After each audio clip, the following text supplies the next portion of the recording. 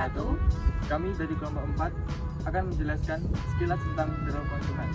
Saya Hanum Latifah NIM 004. Saya Anida Dwi Lestari NIM 0055. Saya Muhammad Ali Ridho dengan NIM 0068. Saya Nadia Dewi Naiwa dengan NIM 00. Selamat menyaksikan. Yang pertama yaitu pengertian perilaku konsumen. Perilaku konsumen merupakan tindakan-tindakan konsumen yang langsung terlibat dalam mendapatkan, mengonsumsi, dan menghabiskan produk atau jasa, termasuk proses keputusan yang mendahului dan menyusuli tindakan tersebut. Sigmund dan Kano mendefinisikan perilaku konsumen sebagai perilaku yang diperlihatkan konsumen dalam mencari, membeli, menggunakan, mengevaluasi, dan menghabiskan produk atau jasa yang mereka inginkan dan memuaskan kebutuhan mereka. Ilmu tentang perilaku konsumen sangat membantu manajemen operasi seperti manajer bisnis, staf penjualan, dan pemasar dengan cara-cara berikut. Yang pertama yaitu untuk merancang produk dengan pelayanan terbaik untuk memenuhi kebutuhan dan permintaan konsumen. Yang kedua yaitu untuk memutuskan di mana produk tersebut akan tersedia untuk memudahkan akses konsumen. Yang ketiga yaitu menentukan harga di mana konsumen tersedia membeli produk atau jasa. Yang kedua yaitu faktor-faktor yang mempengaruhi perilaku konsumen. Yang pertama yaitu adalah kualitas produk. Kualitas produk adalah kemampuan suatu produk untuk memberikan hasil kinerja yang sesuai atau bahkan melebihi apa yang pelanggan harapkan. Ada 9 dimensi kualitas produk. Yang pertama, bentuk. Yang kedua, fitur. Yang ketiga, kualitas kinerja. Yang keempat, kesan kualitas. Yang kelima, ketahanan. Yang keenam, keandalan. Yang ketujuh, kemudahan perbaikan. Yang kedelapan, gaya. Dan yang kesembilan, desain. Yang kedua adalah harga. Harga adalah jumlah yang dipertukarkan untuk suatu produk atau jasa. Menurut Elliot, harga dalam kerangka pemikiran di atas diukur dengan 3 dimensi. Yang pertama yaitu price estimate, yaitu penilaian pelanggan terhadap kisaran harga suatu produk dengan melihat kualitas suatu produk serta kesesuaiannya dengan harga keinginan pelanggan. Yang kedua, kesesuaian pembuatan, yaitu penilaian pelanggan terhadap harga produk yang dilihat dari aspek manfaat yang akan diperoleh.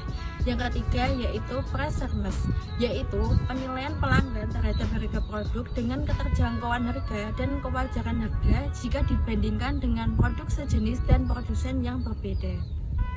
Yang ketiga adalah promosi. Promosi merupakan suatu bentuk komunikasi pemasaran. Dimensi kualitas produk dalam penelitian ini mengacu pada Kotler, di mana menurut Kotler dimensi bauran promosi adalah sebagai berikut. Yang pertama yaitu periklanan, yang kedua promosi penjualan, yang ketiga humas dan publisitas, yang keempat penjualan pribadi, dan yang kelima pemasaran langsung. Yang ketiga yaitu model perilaku konsumen. Model perilaku konsumen menurut Engel, Collard, dan Blackwell membedakan tipe perilaku konsumen atas dasar situasi yang dihadapinya. Apakah pilihan membeli berlangsung secara rutin atau hanya pada saat tertentu saja? Langkah-langkah utama di dalam model Engel, Collard, dan Blackwell adalah pengenalan kebutuhan, pencarian informasi, evaluasi alternatif, pembelian, dan hasilnya. Oke, langkah utama yang pertama yaitu pengenalan kebutuhan. Pengenalan kebutuhan merupakan tahap awal dalam proses pengambilan keputusan konsumen yang dipengaruhi oleh 3 faktor utama, yaitu informasi yang tersimpan dalam ingatan, perbedaan individu, dan pengaruh lingkungan. Langkah selanjutnya dalam proses pengambilan keputusan konsumen adalah pencarian informasi. Proses ini dimulai dengan pencarian internal, yaitu mengakses ingatan dan pengalaman pribadi untuk menentukan apakah informasi yang dimiliki sudah cukup untuk membuat keputusan. Yang ketiga yaitu evaluasi alternatif. Evaluasi alternatif dimulai dengan pembentukan dan perubahan kepercayaan terhadap produk atau merek dan atributnya. Diikuti perubahan sikap terhadap tindakan pembelian, dan selanjutnya adalah niat untuk melakukan tindakan pembelian. Yang terakhir yaitu pembelian dan hasil. Pembelian merupakan langkah setelah evaluasi alternatif.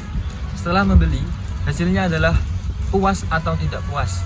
Kepuasan merupakan evaluasi pasca konsumsi bahwa suatu alternatif yang dipilih setidaknya memenuhi atau melebihi harapan. Ketidakpuasan terjadi bila alternatif yang dipilih lebih rendah yang diharapkan. Yang keempat, perilaku konsumen pasca pembelian. Perilaku konsumen setelah membeli suatu produk dipengaruhi oleh berbagai faktor, salah satunya adalah keyakinan mereka terhadap produk tersebut. Sikap konsumen pasca pembelian memiliki peranan yang sangat penting bagi perusahaan.